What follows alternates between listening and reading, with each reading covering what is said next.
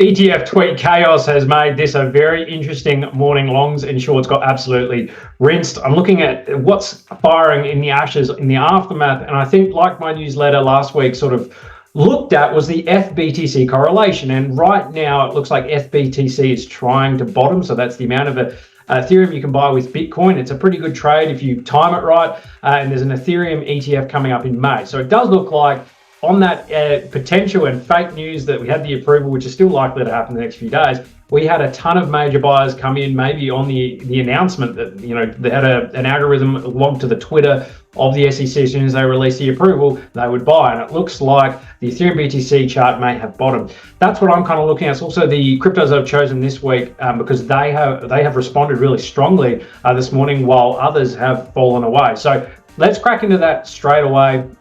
I'm going to quickly look at optimism here. It's clearly broken the downtrend, and with F stabilizing, FBTC doing its thing, we're seeing that strengthen those layer twos, because layer twos are going to run similar like stacks and Audi as well with Bitcoin, which seems to have cooled just for the moment. We'll see what happens when Bitcoin does get approved, but again, it does seem like capital flows it's slowly shifting towards Ethereum.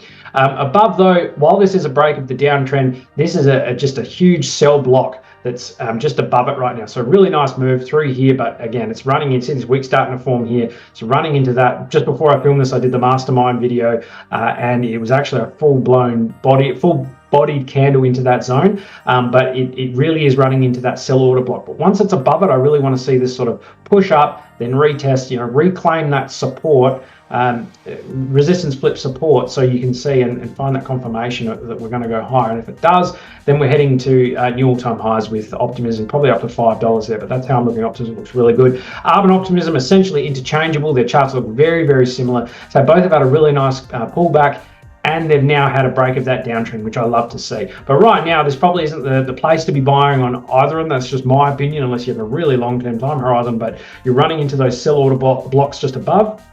And if they get rejected here, then it's coming back down to the bottom of or to the top of that trend line, which you've got to be aware of. So you really want to see that push through first, then the reclaim of that resistance as now support, and then it's going higher. Same with Arbitrum. I think there's a 30% move on the offering if it really does play on Ethereum stays strong. Now, danger zone here is Stacks. It's been an absolute hot mover, especially into the ETF, and I think it's done its dash here just for now. It seems to have outperformed, and now it's rolling over pretty hard. I said when I did the other video just previously, if it lost these three peaks, then I wouldn't be too keen on Stacks, to be honest. I think it's probably coming down to 150 into these volume blocks and whatnot, and the RSI on the daily and the 4 hours absolutely rolling over. And again, if we're seeing this capital flow change from Bitcoin and BRC20 just for the moment into that Ethereum style and Ethereum layer twos and whatnot, then I would expect Stacks and Audi and whatnot to get smacked around the head. So that's just my view. Hope you have a wonderful day. Thanks for watching, and gee, have we started with some volatility this year? Let's keep it going. See you guys. Bye.